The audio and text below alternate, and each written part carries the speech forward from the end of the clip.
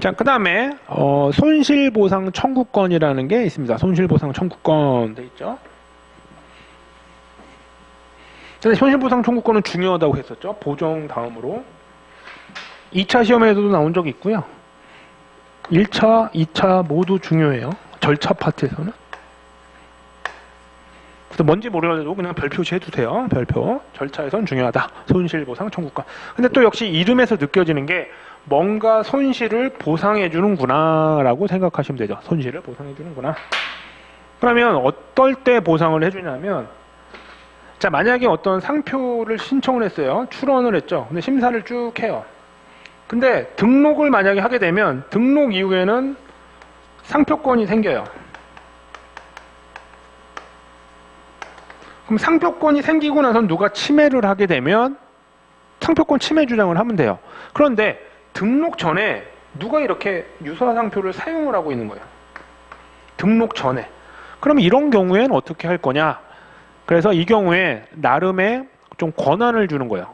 만약에 너가 먼저 출원했는데 비슷한 걸 썼어? 그럼 우선 경고를 해.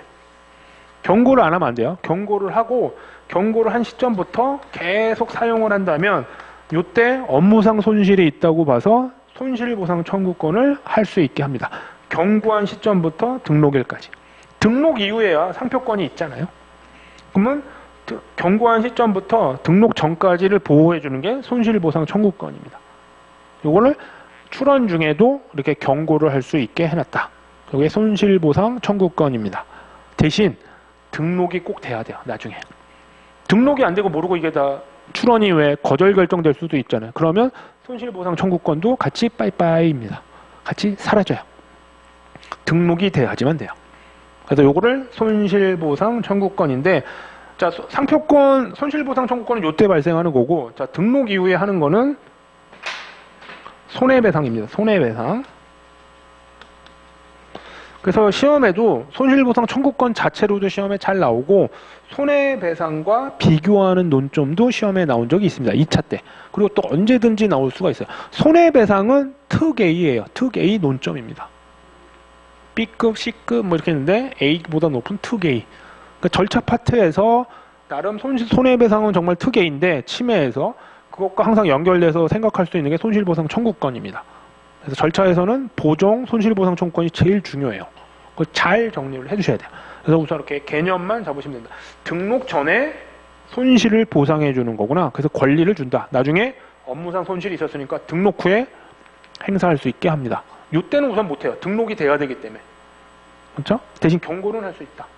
그렇지만 함부로 경고하는 건 원래 실무에서는 힘들어요. 왜냐하면 등록이 된다는 보장만 있다면 가능한데 등록이 안 되면 역으로 공격당해요. 영업방해로. 저도 뭐 그런 적이 있거든요. 거꾸로 공격한 적이 있습니다. 그래서 무조건 손실보상 청구권, 출원 중에 무조건 경고할 수 있으니까 권리가 있어. 막 이게 최고가 아니고요. 등록이 돼야 된다. 이런 게 뭐 약간 특이한 사항들, 어떤 좀 필요한 사항 등이 있습니다.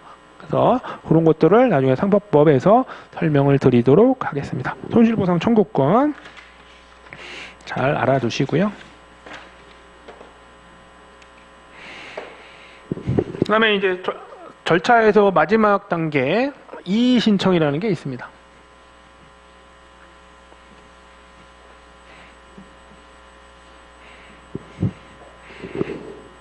그럼 이의 신청은 뭐냐? 아까 절차를 설명드리면서 거절 이유가 심사를 했는데 거절 이유가 없으면 출원 공고가 된다고 했죠? 거절 이유가 없다.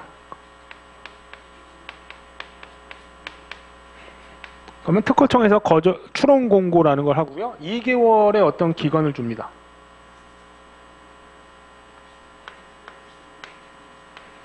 그럼 출원 공고 2개월 동안 되는데 그때 다른 사람이 거절 이유가 있다고 생각되면 이의 신청을 걸 수가 있어요. 그러면 이의 신청을 하면서 거절이 다시 될 수가 있고 이의 신청이 받아들여지지 않으면 등록이 되는 거죠. 그걸 이의 신청이라고 하고요. 이건 이제 이의 신청 같은 경우는 1차에서 중요해요. 1차에서 몇 번씩 시험에 나왔습니다. 2차에서는 좀 시험에 나오긴 좀 어렵고요. 나온다면 그냥 쓰라는 문제로, 외운 걸 쓰는 문제 정도로 나올 수 있습니다. 그게 이의 신청이고요. 그 다음에 등록 결정 전까지 이의 신청하고는 상관없이 거절을 시켜야 된다라고 주장할 수 있는 게 정보 제공이라고 합니다. 아니면 정보 제출 이렇게 표현을 하거든요. 이것도 누구든지 할 수 있어요. 심지어는 익명으로도 할 수 있습니다. 그래서 이의 신청, 정보 제공인데 이의 신청은 공고일로부터 2개월 내에만 할 수 있는 약간 심판하고 비슷해요. 좀 약간 단계가 좀 복잡해요. 좀 비용도 좀 비싸고요. 근데 정보 제공은 그냥 심사관한테 제출하는 거예요. 이 출원이요 이상해요. 잘 거절 이유 잘 모르실까봐 제가 정리해서 해드릴게요. 등록 요건 우리 공부했었잖아요. 등록 요건 중에 이거에 해당합니다. 라고 해서 자료를 내는 게 정보 제공이에요. 이의 신청은 마치 소송이나 심판하듯이 나중에 심사관 합의체가 생겨서 싸우게 돼요. 이거는 이제 거절 이유가 없다고 이제 심사관은 봤는데 또 다투는 거기 때문에 조금 형식을 갖춘 절차고 이거는 그냥 심사관한테 툭 자료를 내는 겁니다.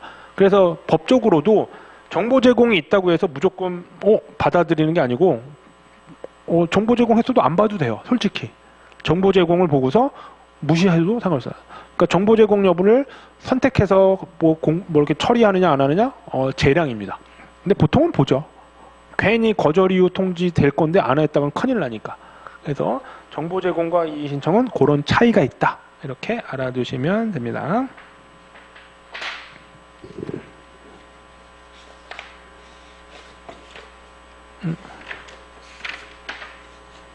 그리고 좀 빠뜨린 게 있네요. 죄송합니다.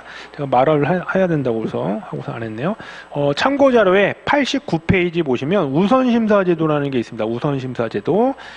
우선심사는 이게 뭐냐면 원래 특허청에 특허나 상표나 디자인이나 뭐냐면 출원을 하면 출원한 순서대로 심사를 해요.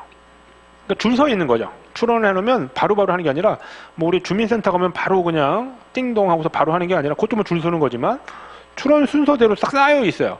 그래서 막 몇 개월씩 걸리는 거예요. 특허는 뭐 1년 이내에 넘을 수도 있고.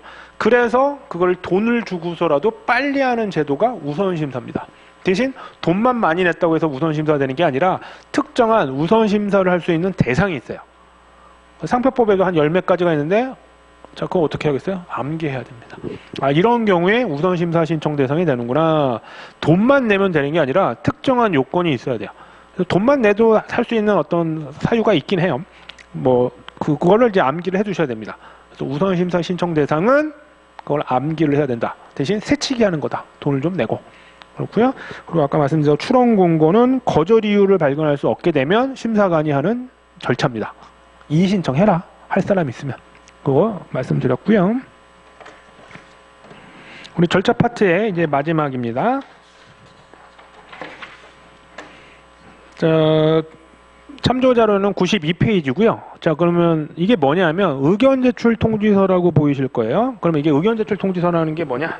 거절 이유 통지입니다. 우리가 거절 이유가 없으면 출원 공고가 된다고 했죠. 그런데 만약에 어떤 거절 이유가 있으면 의견 제출 통지서라고 해서 거절 이유를 통지하는 겁니다. 그러면 왜 이런 표현을 썼냐면 이건 이제 일본에서 쓰던 걸 그대로 가져와서 그래요. 일본도 의견 제출로 돼 있어요. 그대로 따온 거예요. 법적 절차라든지 이런 것들을.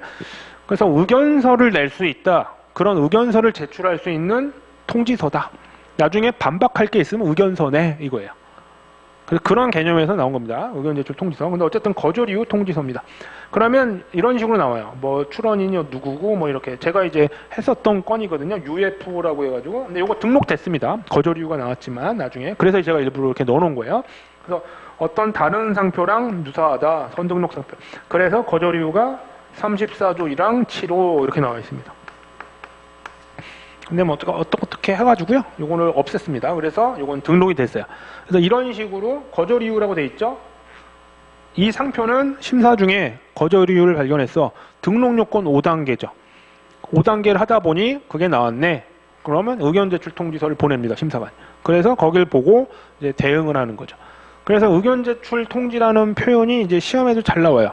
자, 어떤 상표를 출원했더니 의견 제출 통지를 받았다. 어떤 의견 제출 통지를 받았을까? 이런 문제를 낼 수도 있고, 자, 어떤 거절 이유를 받았다. 의견 제출. 자, 그러면 어떻게 대응할까? 이렇게 문제를 물어보게 돼요. 네가 변리서인데 알아야 될 거 아니야. 이런 식으로요. 그래서 그런 문제로 잘 나오겠죠. 가장 전형적인 문제입니다. 1차든 2차, 특히 2차에서요. 그걸 써라 해가지고. 그럼 어떤 거절 이유가 예상되느냐? 그러면 우리가 배웠었던 등록 요건 5단계를 쭉 생각하면서 거절 이유를 찾아내야 되고요. 거절 이유가 이미 나왔다 그러면 거절 이유에 대해서 또 대응하는 방안을 아셔야 되죠. 그게 변리사로서 우리가 고객을 위해 뭔가를 해줘야 되잖아요. 법률적 판단을 해주는 거. 그래서 그런 것들이 잘 나오는데 의견 제출 통지가 이제 이런 식으로 나옵니다. 상표법에서는 좀 간단하죠. 그래서 만약에 뭐 내용이 많으면 뭐 몇 페이지도 나와요, 솔직히. 근데 요거는 이제 되게 짧게 나오는 경우고요. 그래서 이걸 의견 제출 통지 한번 양식을 보여드린 겁니다. 뭐 이런 양식을 외울 필요는 없고요. 아, 의견 제출 통지가 거절 이유 통지구나. 이 정도만 알아두시면 됩니다. 나중엔 의견 제출 통지를 받았을 때 아까 말씀드린 대로 대응을 어떻게 하느냐 이런 것들도 좀 알려드리게 됩니다. 그것들은 정말 중요하겠죠. 잘 좀 전체적으로 좀 총 정리하시는 게 필요하게 됩니다. 자, 그래서 절차 파트 중요한 부분 위주로 몇 가지만 말씀드렸는데 중요도에 맞춰서 나중에 꼭 공부를 하셔야 돼요. 자, 우리는 상표법 중에 절차 별 많이 볼 건 없는데 그래도 중요한 게 몇 개가 있구나. 좀 몇 개 체크할 게 있구나. 보정, 뭐 손실보상 청구권, 우선 심사, 이의 신청 이 4가지 정도는 체크해야겠구나. 그 정도만 용어로 기억해 주시고 그 장면만 기억해 두시고요. 나중에 잘 정리해 주시면 됩니다. 기본 강의에서.